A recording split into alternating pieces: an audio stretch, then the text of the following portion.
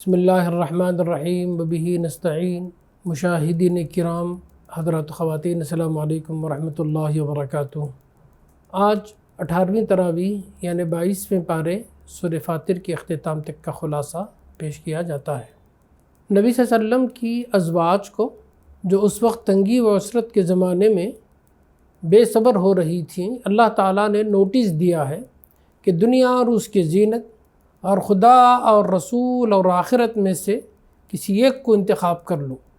معاشرتی اصلاح کے پہلے قدم کے طور پر ازواج مطہرات کو حکم دیا گیا کہ زمانے جاہلیت کی سی سج دھج نہ دکھاتی پھرو، وقار کے ساتھ اپنے گھروں میں بیٹھی رہو اور غیر مردوں کے ساتھ بات چیت کرنے میں سخت احتیاط ملحوظ رکھو، نماز قائم کرو، زکوٰۃ دو، اللہ اور اس کے رسول کی اطاعت کرو، اللہ کی آیات اور حکمت کی ان باتوں کو یاد رکھو جو تمہارے گھروں میں سنائی جاتی ہیں۔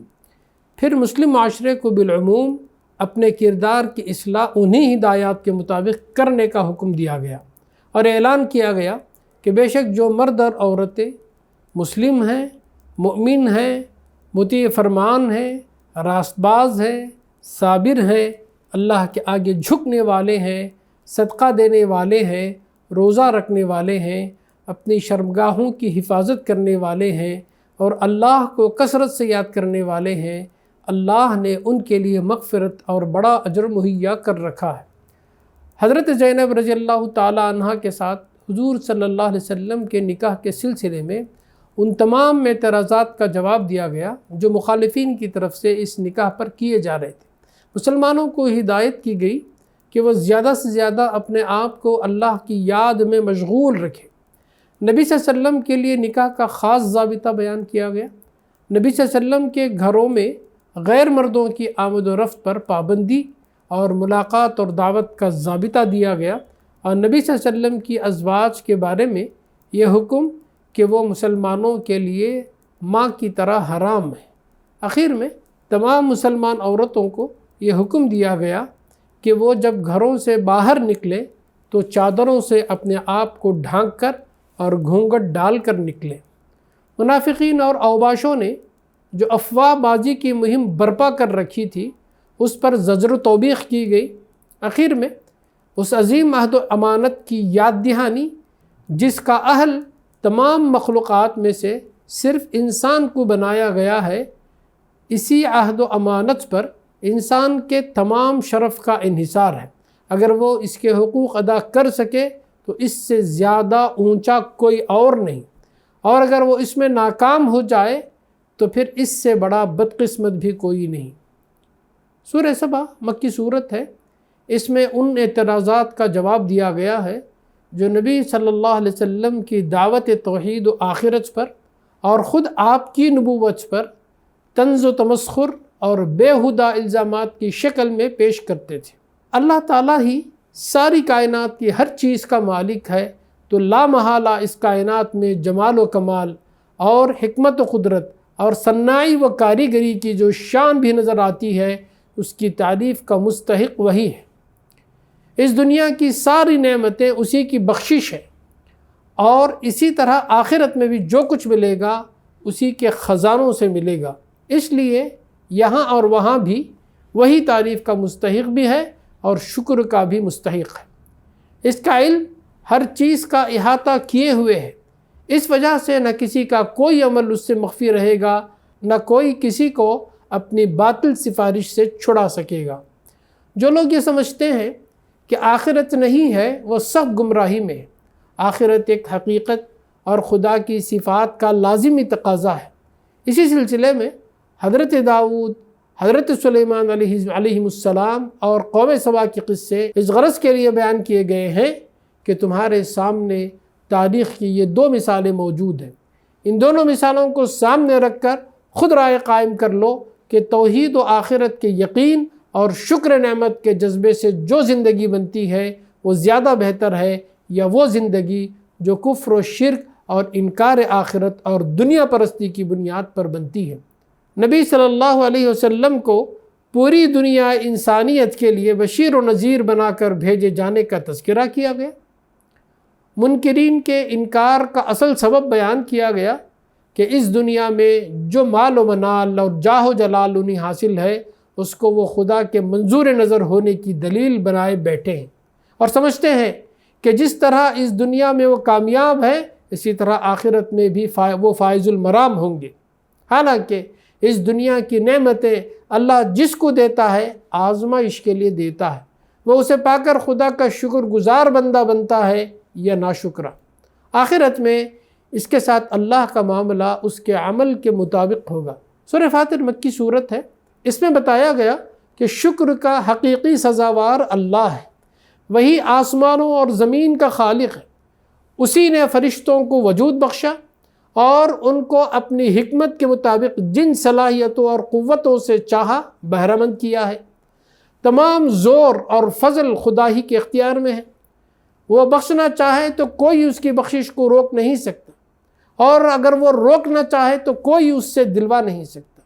عبادت کا اصلی حقدار وہی ہے، اس کے سوا دوسروں کی بندگی محض جہالت و حماقت ہے۔ حضرت صلی اللہ علیہ وسلم کو تسلی کہ اگر تمہاری قوم کے لوگ تمہاری تکذیب کر رہے ہیں، تمہیں جھٹلا رہے ہیں، تو اپنی پیش رو قوموں کے نقش قدم کی پیروی کر رہے ہیں، اور وہ لازماً اسی انجام سے دوچار ہوں گے جس سے وہ دوچار ہوئی ہیں۔ ان کے اعمال ان کی نگاہوں میں مزین کر دیے گئے ہیں اور یہ اللہ کی قانون کی زد میں آ چکے ہیں، تو ان کے غم میں اپنے آپ کو گھلانے کی ضرورت نہیں ہے۔ ان کا معاملہ اللہ کے حوالے کرو۔ قریش کو انذار کہ پیغمبر جس چیز سے تم کو ڈرا رہا ہے وہ واقع ہو کر رہنے والی ہے، تو اپنی موجودہ کامیابیوں سے کسی دھوکے میں نہ رہو اور نہ شیطان کے پھندوں میں پھنسو۔ وہ تمہارا کھلا ہوا دشمن ہے، تو اپنے دشمن کو دشمن ہی سمجھو۔ بڑا ہی نادان ہے وہ شخص جو اپنے دشمن کو دوست بنا بیٹھے۔ حشر و نشر کی ایک واضح دلیل کی طرف اشارہ، اور یہ تنبیہ کہ جو حشر کے دن خدا کے ہاں تقرب کا طالب ہو وہ جھوٹے سہاروں پر زندگی نہ گزارے۔ اس دن فرضی دیوی دیوتا کے بل پر کسی کو تقرب حاصل نہ ہوگا۔ خدا کے نزدیک کام آنے والی چیز کلمہ طیبہ اور کلمہ توحید ہے، اور اس کلمہ طیبہ کو بلندی عمل صالح سے حاصل ہوتی ہے۔ جس کو آخرت کی عزت مطلوب ہو وہ ایمان اور عمل صالح کی راہ اختیار کرے۔ اس سے ہٹ کر جو راہیں نکالی گئی ہیں وہ سب فریب نفس کی راہیں ہیں، جن کا انجام ابدی تباہی ہے۔ مال، اولاد، رزق اور فضل خدا کا عطیہ ہے۔ عمر کی زیادتی و کمی صرف خدا ہی کے اختیار میں ہے۔ اس کائنات کے ازداد میں جو توافق ہے وہ اس بات کی کھلی ہوئی شہادت ہے کہ اس میں ایک ہی خدائے قادر و قیوم کا ارادہ کار فرما ہے۔ اس کے سوا جن کو معبود بنایا گیا ہے ان کا کوئی اختیار نہیں، اور نہ وہ قیامت کے روز کسی کے کچھ کام آنے والے بنیں گے۔ لوگوں کے تنبیہ کہ تمہیں اصلی حقیقت سے آگاہ کر دیا گیا ہے، اگر تم نے اس کی قدر نہ کی تو اپنا ہی بگاڑو گے، خدا کا کچھ نہ بگاڑ سکو گے۔ خدا تمہارا محتاج نہیں ہے بلکہ تم ہی خدا کے محتاج ہو۔ پیغمبر کو تسلی کہ تمہاری دعوت انہی لوگوں پر اثر انداز ہو سکتی ہے جن کے اندر زندگی کی کچھ رمق باقی ہے۔ جو بالکل مردہ ہے ان کو ان کے حال پر چھوڑو، ان کے لیے جو انجام مقدر ہو چکا ہے وہ اس سے دوچار ہوں گے۔ ایمان لانے اور نہ لانے والوں کی تفصیل اور اس کائنات میں جو اختلاف اور تضاد، مثلا بینا اور نابینا، روشنی اور تاریکی، دھوپ اور چھاؤں، زندے اور مردے کے درمیان پایا جاتا ہے، اس کی حکمت کی طرف اشارہ کیا گیا۔ جس طرح اس میں اللہ نے نور و ظلمت کو پیدا کیا ہے اور ان دونوں کی خلقت حکمت اور مصلحت پر مبنی ہے، اسی طرح ایمان و کفر کا یہ تصادم بھی خدا کی حکمت پر مبنی ہے۔ اس وجہ سے یہ توقع نہیں کرنی چاہیے کہ سب ایمان سے بہرہ مند ہو جائیں گے۔ ایمان صرف وہی لائیں گے جن کے اندر علم و معرفت کی روشنی اور اس کی قدر ہے۔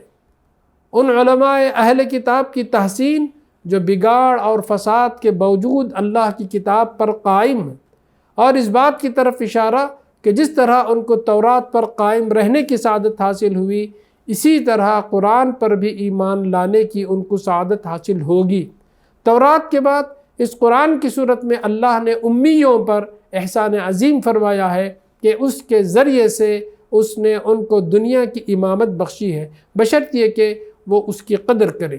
پھر فرمایا کہ اگرچہ ان میں ناقدرے اور ناشکرے بھی ہیں، لیکن ساتھ ہی ان میں قدردان اور نیکی کی راہ میں سبقت کرنے والے بھی ہیں۔ وہ اس قرآن پر ایمان لے آئیں گے، جو ناقدرے ہیں وہ برے انجام سے دوچار ہوں گے۔ آخر میں قریش کو تہدید و وعید کہ تم دنیا میں پہلی قوم نہیں ہو بلکہ پچھلی قوموں کے جانشین ہو، اس وجہ سے خدا نے جس میزان عدل سے ان کو تولا ہے، کوئی وجہ نہیں ہے کہ اس سے تم کو نہ تولے۔ تمہاری سرکشی کے باوجود جو ڈھیل تمہیں مل رہی ہے اس کو اپنی کامیابی نہ سمجھو، بلکہ یہ تمہارے خسارے میں اضافہ ہے۔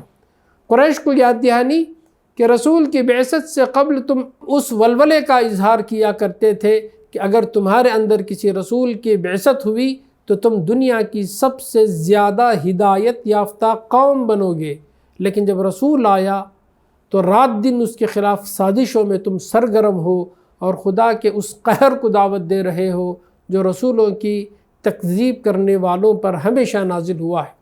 خدا نے چونکہ ہر قوم کے فیصلے کے لیے ایک خاص وقت مقرر کر رکھا ہے، ورنہ کبھی کی تمہارا فیصلہ چکا دیا جاتا۔ بارک اللہ لنا ولکم فی القرآن العظیم ونفعنا وإیاکم بالآیات والذکر الحکیم، آخر دعوانا ان الحمد للہ رب العالمین، والسلام علیکم ورحمۃ اللہ وبرکاتہ۔